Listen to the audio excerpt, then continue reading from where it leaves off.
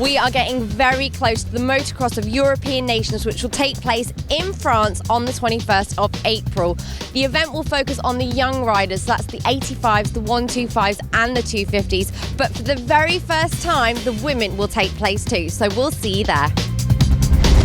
This year we have a great event, Motocross European Nation for the women, and it's the first time for us, and I'm really happy and I'm excited about that because I will ride for the Italian team with Chiara Fontanesi, and I'm ready, she also, and I hope we'll be in the podium.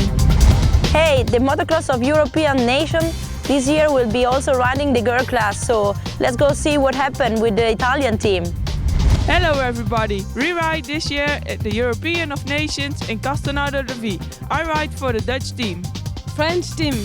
Polish team. See you in Castelnau de Levis.